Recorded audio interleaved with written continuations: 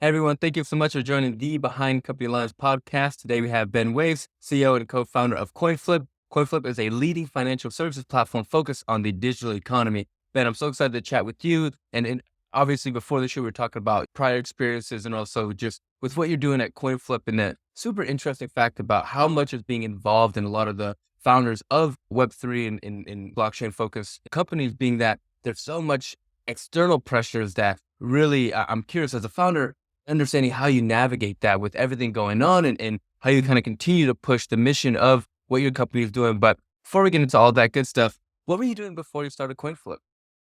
Hey, Julian, it's great to be on your show. Super pumped to be here. Before CoinFlip, I was sort of having an existential crisis at college, figuring out what I wanted to do with my life. All my friends were getting, it was like junior year. So a lot of people were getting internships that summer, whether it was in investment banking or consulting. And I decided pretty early on that I wanted to do my own thing and do my own path, but I just didn't know what. Yeah. And then I found Bitcoin and blockchain. And I was like, wait, this is super cool because the way I thought about blockchain was so much more than just Bitcoin. Basically, I was thinking that it's a way to create property rights on the internet and to have an open public ledger. So when you can create property rights, you can capture value and you can build marketplaces. So I knew I wanted to go into blockchain and I just had to find a way to either come up with an idea or find someone with an idea. And lucky for me, one of my best friends from high school, Daniel Pulaski, who's one of my co-founders, he had this idea of the Bitcoin ATMs. And we started on that. We brought in our two other co-founders, Chris and Alan. And 7 years later, here we are, 300 plus employees. It's incredible to think about the founder journey and how just the setting the intention kind of gets you to the opportunities that are out there that kind of lead you on the path that you're looking for. And were you always cognizant that it was going to be something in Web3 that you were going to build something along with Bitcoin? What in particular was exciting to you about the technology that you had kind of stumbled upon when you started learning more about Bitcoin and what its capabilities were? I believe like a lot of life is putting yourself in the right place at the right time Yeah. and exposing yourself to the right opportunities. Like you can sort of create luck in your own way. And I know my parents, they traditionally wanted, and even a lot of people around me, they were like banking, law, medicine, but that's how people made big money like 10, 20 years ago. Right. And I knew tech is where you could A, make the most money, B, make the most impact. So I knew it was going to be something with tech.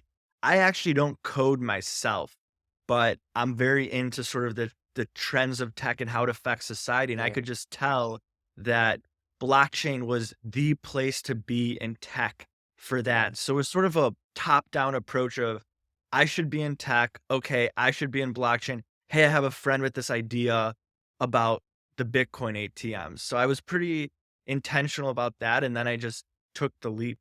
Yeah. Yeah, taking the leap is they always talk about it's the hardest part, but I feel like it's deciding kind of when the moment is that you kind of set yourself on that path, which you set that intention out and you get all that opportunity and you kind of create this luck and all this energy goes in one direction. Funny. Going into coin flip and what you're all working on now, what was the incumbent before ATMs? People were purchasing on exchanges, holding them on digital wallets. Why couldn't you simply get access to that currency in a different, say, USD or in any other currency beforehand? What was kind of the barriers that you were seeing that you all had to work through to make it happen?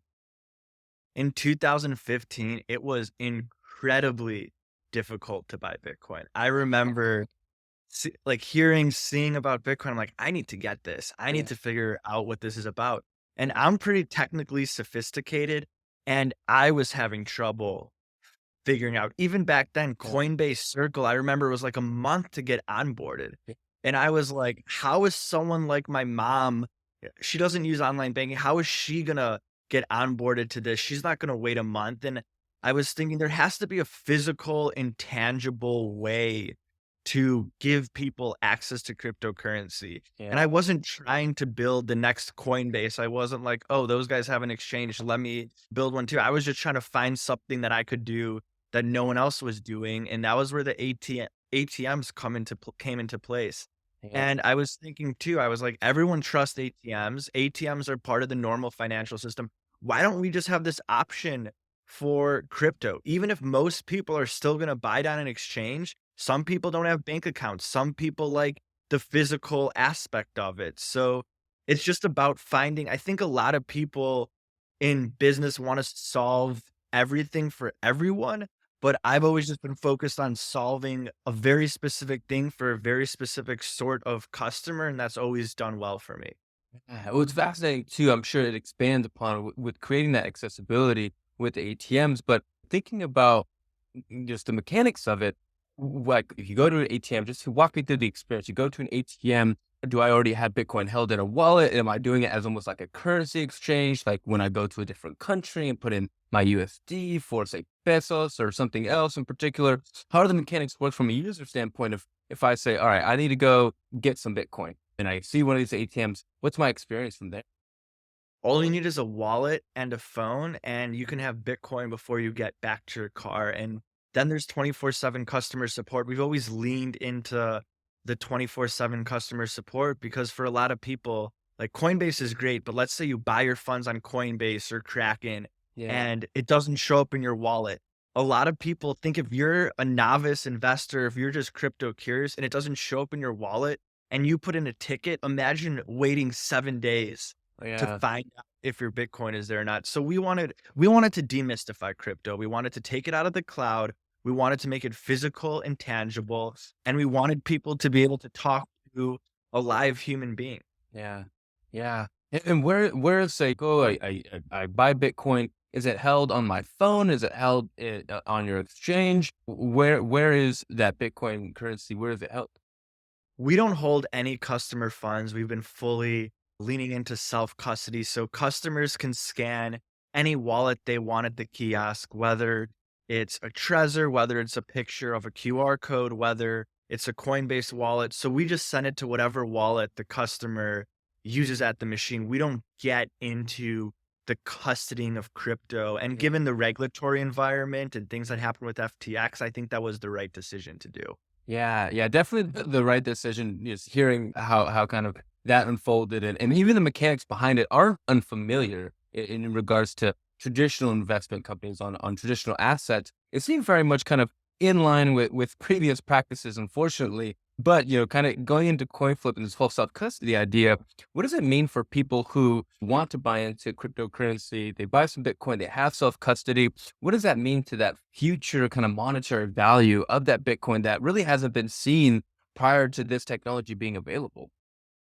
Well, the thing about self-custody, I mean, look what just happened with SVB and these other banks. People Yeah, just give their money to a bank, and what they don't realize, and banks have been very important in history. I think banks do a lot of great things, but what they don't realize is that the bank is taking those deposits and they are loaning it out to other people and other businesses. So when everyone goes to get their money at once at the bank, the yeah, money might not be there. And by the way, that's the same thing that could happen at centralized exchanges. If you look at all the crypto exchanges that have had issues and went under in bankruptcy, BlockFi, Celsius, FTX, all of those were holding people's funds and then lending it out. I mean, it was the same banking model, yeah, but just for crypto. So with self-custody, you control your funds. You have the keys to your funds. Now, with that, that comes responsibility because it's not like having a Chase bank account. You forget your password, you call Chase, they reset it. yeah. But we believe the future of crypto is self custody because then everyone can control their financial destiny.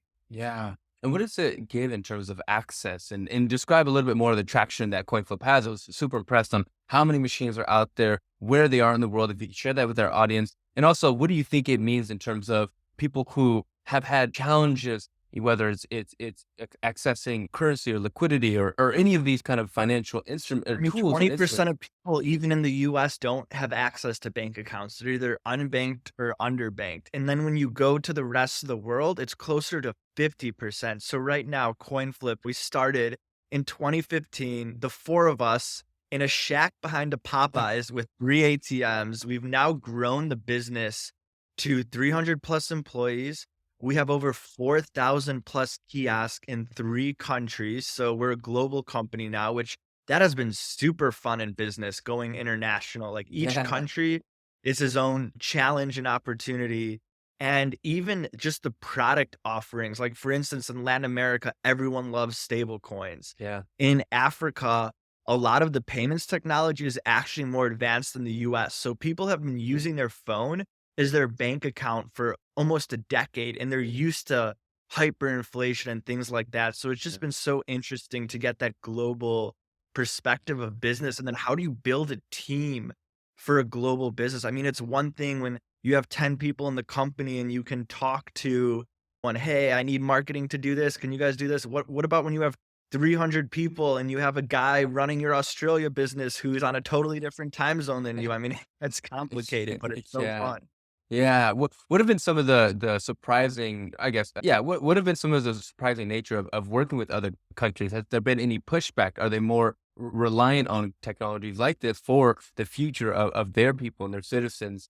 Describe anything that came up when breaking into these markets that you were just either unaware of or was kind of a learning curve that your company had to take. One of the interesting things is basically the breakdown of utility versus investment. So I would say in the US, a lot Yeah. of people are purchasing crypto as an investment. So they want to Right. hold it, they want to make money off it. Maybe it's they love stocks, but hey, this is a great hedge against the economy and inflation. But then you go to Latin America, you see a bunch of interest in stable coins because people are actually using it to transact daily to buy things. Even in the Ukraine war, I know Ukraine raised $100 million basically overnight in the beginning with crypto, because if you tried to send wires in and out of Ukraine, it was like a dead zone. I mean, it could Yeah. take months and months. So in each country, I think they have their each country has their own regulation. So it's so important. You need people on the ground. You need lawyers who understand that country's laws. And then how do you have, from a business perspective, how do you have accountability for people who you have to manage that might be across the world? Like what you measure is what people pay attention to. So setting those KPIs and things like that, and just sort of signaling to the organization, like these are the things Yeah. we focus on. And there's many strategies. Are you going to focus on max profitability and unit economics? Are you gonna say, "Hey, we don't need to make as much profit up front. We need to Yeah. get customers. Let's put down a bunch of kiosks." So there's always these decisions to make. And I think another thing that I learned pretty early on is a founder, like founders are typically ambitious type A people. You wanna do everything, but you have to make trade-offs. You Yeah. have to like do less things better. That's something I always say at CoinFlip. Do less things better. Yeah.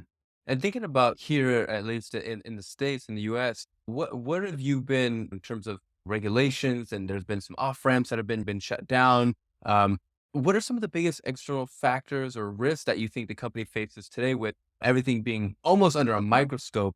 Regulation changes, compliance changes are changing almost every month.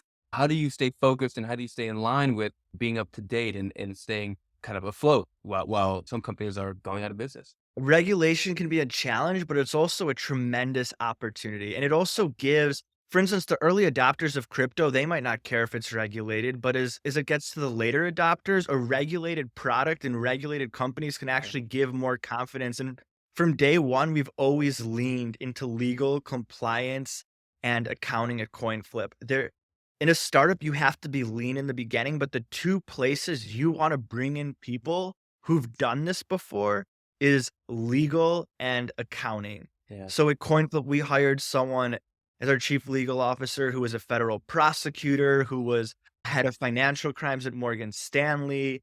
And also in the US, another thing is like the federal government is sort of in a deadlock right now. So Right. there's a lot of talk about regulation, but the states have actually been stepping up Yeah. and doing a lot of different regulations. So our kiosk might have to have different disclosures based on what state we're in, based on what the law says. There's different privacy laws in California versus Nebraska. So making sure that you have a solid legal team. Yeah. And by the way, like a lot of business people naturally want to be like, oh, regulation just slows things down. But regulation can actually give you a nice moat because Yeah. It's expensive to hire the right people, and it's tough to execute on. If it was an easy business, then anyone would do it. It would just be like a corner store or a restaurant or things Yeah. like that, and someone could just put up the next one right next to you.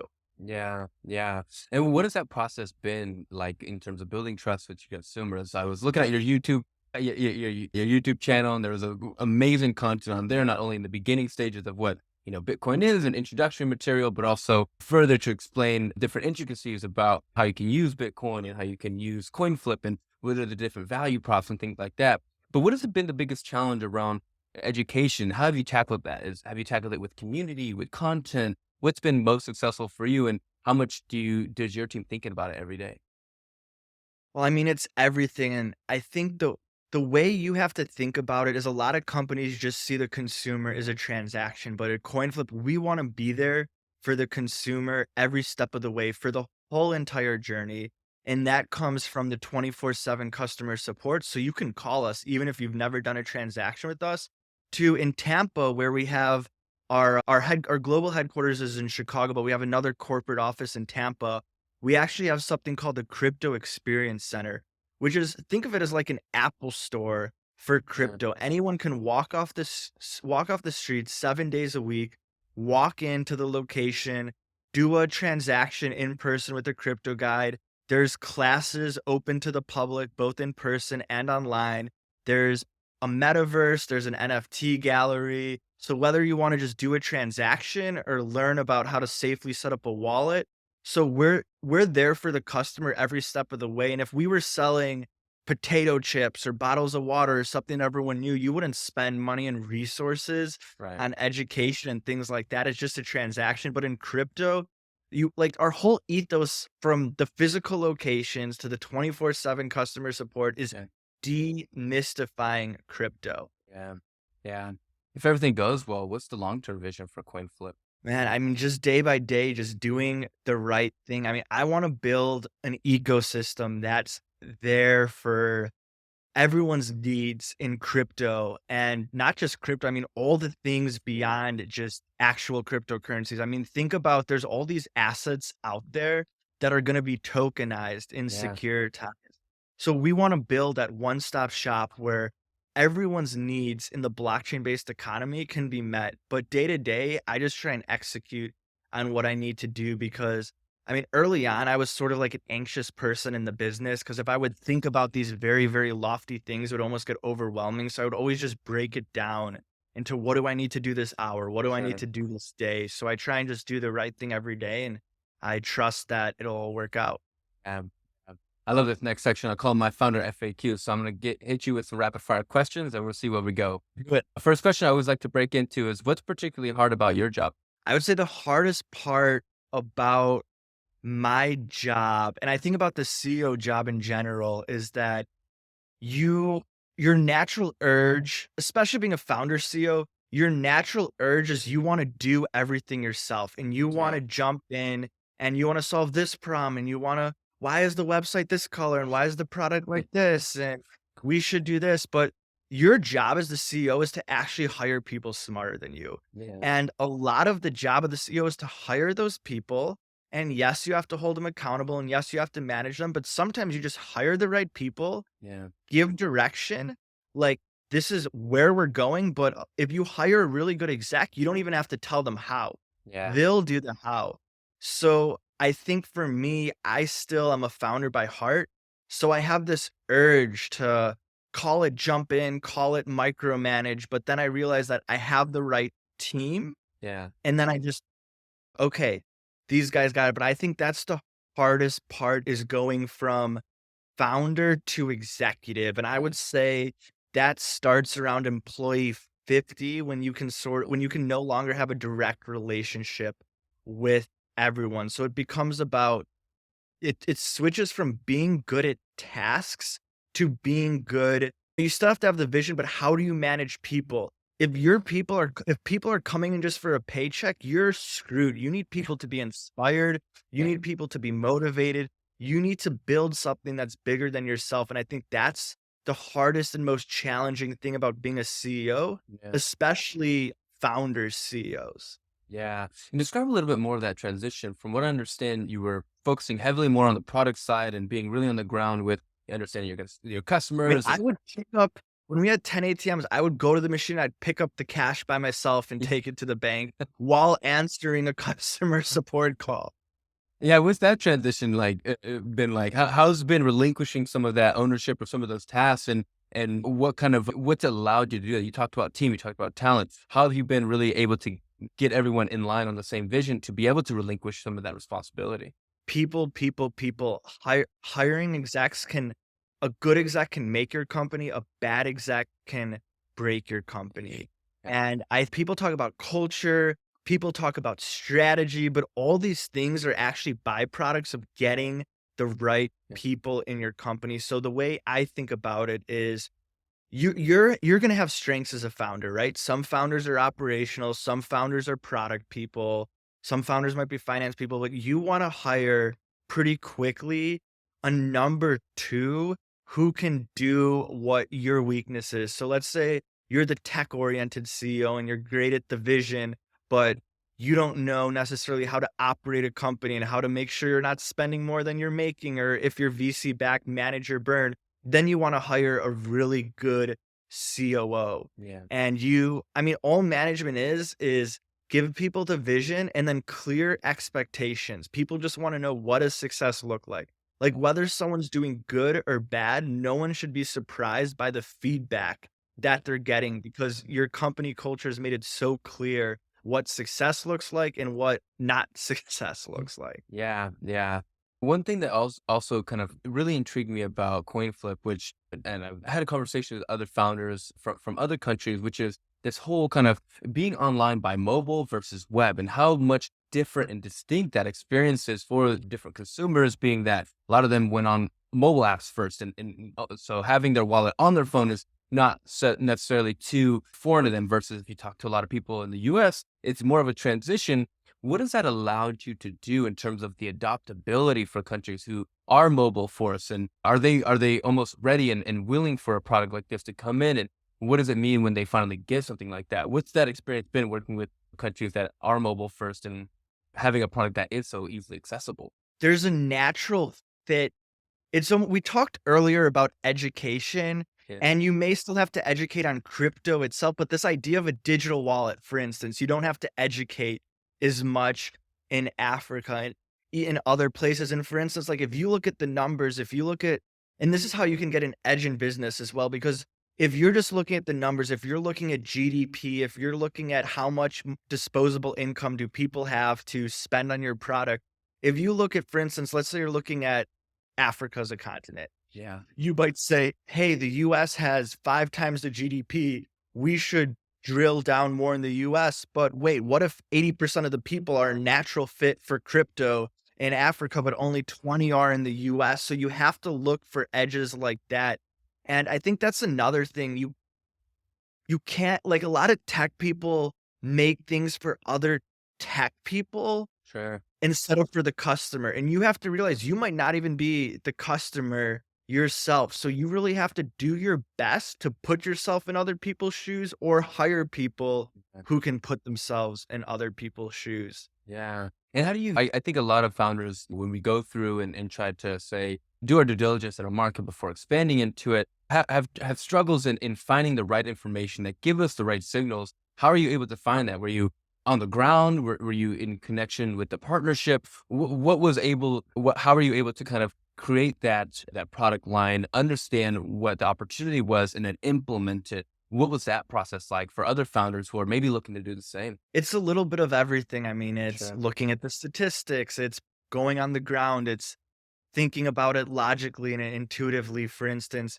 we know there's been a track record of inflation in Africa and Latin America. We know they're ahead on their payments tax, but at the end of the day, and not a lot of people will always admit it, it is a leap of faith at the end of the day, just like starting a business. You're never going to fully get there rationally and do like a cost benefit analysis, because then other people would already start your business. You have to take some leap of faith, and it's the same way going into countries. So yes, I'll read business cases of why we should or shouldn't go in this country, but at the end of the day, the best business case, put down 10 ATMs and see how they perform. Yeah. And it's better to move quickly and get information back quickly. Like in business, you want to shrink that feedback loop. You're going to take actions, you're going to get feedback, you're going to pivot and adjust. You want that loop to be as quick as possible. So when I see like where people are getting stuck at the company, what I call these sticky points, I come in. This is where I will get a little hands on. I'll come in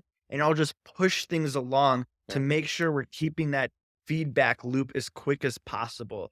Put down 10 ATMs in this country. If they don't do well, you don't have to put down more. Yeah. Has there ever been, have you worked with a country that has kind of rejected the idea yet? And what was that experience like? Every country that we've gone into has worked. Some have been more or less profitable, but every country has been profitable. Now there were, and I'm not going to say which one necessarily, but we were looking at an acquisition and we thought on paper this was a great acquisition.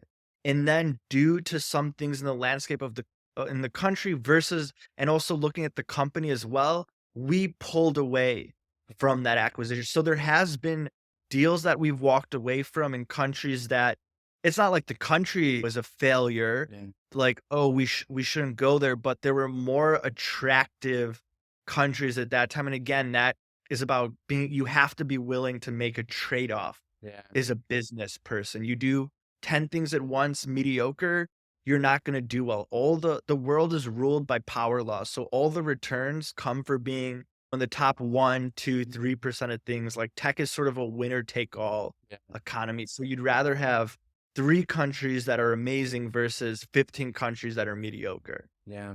And thinking about what really the access to whether it's crypto or anything that essentially decentralized, what does that mean for entrepreneurship in different countries and for people who want to build things and haven't had the ability to access capital because of whatever traditional or legacy financial institution was there? What is your, I guess, your prediction for giving access to other countries, even people in the US who haven't been able to get financial means? What does that mean to their journey, and even entrepreneurs kind of overall? Well, I think everything is getting decentralized, and this is a good thing. And there's been a lot of market cap and value created by cryptocurrencies themselves. But what's even more amazing is all sort of the long tail effects and opportunities this is creating, whether it's the ability to take out a loan with DeFi, whether it's there might be someone who doesn't look like a traditional entrepreneur, so they're not getting funding in Silicon Valley or they don't have access to the right connections, but you can have a great idea on the internet now and you can reach so many people, whether it's through crowdfunding or issuing your own coin. It's never been easier. I mean, it's still incredibly hard, but it's never been easier to start a business. The traditional barriers to entry are disintermediating. Yeah. And this is a trend, whether it's in Web3, whether it's in crypto, we're seeing the world sort of decentralize in many ways. And I think that's a good thing because the legacy financial system left a lot of people behind, unfortunately. Yeah. Yeah. I don't know if you have an answer to this, but in regards to fundraising, what will it mean in the maybe near future or long term future for a company to be have all its transactions through Bitcoin and crypto or different types of currencies and trying to evaluate that based on the volatility? I know you're not a VC company, but in pure speculation senses, what do you think the evaluation process will be, and will that change for companies or invest in big investing arms who want to invest in companies that are transaction in these currencies? How do you evaluate them? How do you know how much of what they're doing or what the currencies that they hold is worth now will be the same in the future? Pure speculation, but I'm curious to hear your response. Yeah, well, there's a lot to cover there. I mean, I think a lot of companies are now looking to put some sort of crypto on the balance sheet, just a little bit, perhaps. The bigger the company, typically the more risk averse. But I think you're going to see a lot of companies putting some sort of crypto on the balance sheet. I also think this is sort of a little tangent to your question, but I think Yeah. crypto is going to change the game for content creators because Yeah. content creators have always been traditionally underpaid because there's so many middlemen. Think about for every dollar your favorite singer is making, the record company, the middlemen, the people above are probably making $10. So now there's native currencies for the internet for fans to more easily interact and with artists, interact with content creators, that there wasn't a way to do that before. And now take it to the next step with the metaverse. The metaverse is sort of a loaded word, but what I think of the metaverse is a way to bridge the physical and digital. So for instance, think about the New York Yankees, right? They're iconic and they have a lot of fans. They probably have hundreds of millions of fans all over the world, right? Like most of their fans probably don't even live in New York. They'll never have a chance to go to a baseball game, right? But with the metaverse, they're going to have that experience to basically go to that baseball game. And there has to be some sort of s- economic form of value in the digital world. And that's what cryptocurrencies do.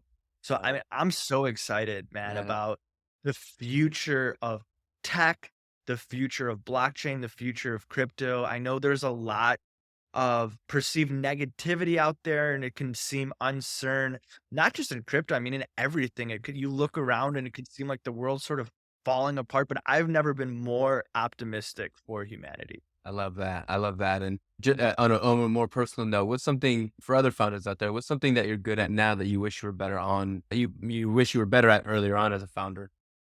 Not tying my personal identity to the business. Yeah. And I'm going to say that, but founders in the beginning, no matter what I say, you're going to tie You're gonna your do it. personal identity to the business. Yeah. So your business does good, you feel great. Right. Your business does not good, you don't feel good. And you have to have a little bit of that. But Yeah. it gets to a stage where your whole identity becomes tied to your business and you almost lose the sense of self-worth because Yeah. you become, oh, that's Ben from CoinFlip. That's no longer Ben Weiss. And you don't it's not really healthy after a certain point, and I think it's so important not to tie your identity to anything because you can be an amazing founder. Like, guess what? Businesses sometimes succeed and fail because of things that have nothing to do with you. Just because your business, quote, fails, whatever that means, doesn't actually make you a bad founder. And just because your business, it could go against you the other way too. Your business could succeed because you're at the right place at the right time. Yet you could think it was because you were really smart. And when you tie that identity, you'll start to build ego and you'll start to get arrogant and overconfident and over risky. That's why so many, what look like great entrepreneurs sometimes end up crashing and burning. So you can't get too high, you can't get too low, and the way to do that is to not tie your personal identity to the business. That being said, you're just going to do it in the beginning and it's useful because it motivates you, but just be self-aware Yeah. of your identity and your ego. And when it's the right time, when you feel you can, just remember you're more than your business or else Sure. this other things around you will suffer. Yeah, that's something that's hugely, I think, under said on the podcast. I think maybe one other founder, two other founders probably had brought it up, but the whole tying your self-worth to the business really kind of put the strain on you emotionally. And it's hard to ride the waves when, you just want to move forward. And also, yeah, when you discuss it, so tied into this project, but, a lot of founders talk about when you're able I to started the detach. business because I had, and maybe it was naive 20-year-old 7 years ago, but I started the business because I thought, oh man, the 9 to 5 looks like a rat race. Like the only peace of mind is to have your own business and do your own thing. And then little did I know, 4 or 5 years later, I'm responsible for hundreds of people. My identity's tied to the business, and I didn't have any more peace of mind. Yeah. In fact, I felt worse than when I started, and it was crazy because I told myself I had this much success, like I should totally be happy with everything. But for a moment, I was like miserable in that because I Yeah. was tying my whole identity to the business. And for me, the whole point of starting a business was to build something great with great people Yeah. and have peace of mind. And then I found myself not having it. And the only way I was able to reclaim that was to realize I'm more than just my business. Yeah. How did you reframe that in your mind? Honestly, it just got to sort of like, that's why I say, like, I'm gonna say this, but you're still gonna do it Yeah. because it almost got like a breaking point where, like, there were no more hours to put in the day. I mean, I was emotionally exhausted. I was having headaches. I couldn't sleep. And And then just through a lot of work, it was reading, it was hiring a lot of people who've done this before, and just realizing that it's gonna be what it's gonna be. I'm gonna put my best foot forward. I'm gonna bring on the best people. But at the end of the day, whether this business goes for $10 billion or doesn't, that, what I'm doing, like the process is the reward, the Yeah. journey is the reward. That's why when I said failure earlier, sort of in quotes, like you never really fail because that's just data points for your next thing. Yeah, yeah. Well said there. We'll end it right there. That's yeah, exactly the point. I always like to ask this question. I know we're coming to the end of the show here, but I always love how founders extract knowledge out of anything that they ingest, whether it's early in your career or now. What books or people have influenced you the most? I love books. I think the people who influence me the most, everyone sort of looks to role models and things like that. But if you're looking to role model, you're sort of diminishing yourself because they're the same struggling human beings as you. I just get inspired by all the people around me, by the little things day in, day out, all the people at CoinFlip who work to make this company great. Books. One of the books that always has stuck with me is Black Swan, because Black Swan, basically, just to summarize it in a couple sentences, school makes you think linearly and incrementally, right? But all the best businesses, all the things that changed the history of the world, they weren't Yeah. incremental leaps. They were discontinuous, random, and unpredictable events. So basically, like I said earlier, power laws sort of rule the world. It's not linear, it's an exponent, it's a power law. So what does that mean? That means you want to expose yourself to as much like asymmetric upside risk as possible. And you want to protect yourself against as much asymmetric downside risk as possible. So people always underestimate and don't pay attention to the tails of Yeah. the graph. So look at the tails. What risk are you not thinking about that isn't there or that's there? Think of like SVB, like, that they're probably doing all the traditional metrics and they're not thinking, hey, the Fed might raise interest rates and these bonds might be worthless. And then think about that asymmetric upside. Like when I first got into crypto, I'm not going to claim I was one of these people who's like, oh, I knew Bitcoin was going to make it and be worth this much and I could build a business. I was just thinking like, hey, I have nothing to lose and there's a lot of upside here, but if it doesn't work, I'd rather not make the money when I'm young. So just look at those tails and Yeah. realize the world is not linear and not incremental. Yeah, yeah. I love that. And that's a book that hasn't been recommended yet too. So we'll add that one to the list. I appreciate that. The last little bit is, I know we're coming to the close of the episode, so I want to make sure that we didn't leave anything on the table. Is there any question I didn't ask you that I should have, or anything that we didn't talk about that you wanted to get into? Anything that we left on the table here today? I'm just excited for the future of CoinFlip. We have new countries we're going into. We have a new digital product called Olive coming out in April. And I'm just excited about tech in general, Yeah. whether it's AI, whether it's blockchains, whether it's robotics. I mean, I truly believe in humanity's ability to solve every single problem out there. And even though things might look shaky right now, I'm going to continue to make big bets on our future and I'm optimistic. I love that, Ben. And last thing here is, where can we find you and be a supporter, be a fan of Ben Weiss as founder and also of CoinFlip? Give us your plugs, give us your LinkedIn's, your Twitters. Where can we reach out and be a fan of yours? My Instagram and Twitter is Ben CoinFlip. I'm on LinkedIn. Our website is coinflip.tech. For our digital product, that's olive.com. That's launching late April in consensus. We have a wait list for that. So that's where you can find us and me. Amazing, Ben. It's been such a pleasure learning about your experience, kind of what got you into a coin flip, and also what has expanded you and what really is giving access to opportunity and resources to people and what that really means for the future. So excited to be not only a fan of where you are now, but where you're going to lead into the future. So I hope you enjoyed yourself. I know we did on the podcast. And thank you again for being on Behind Company Lines today.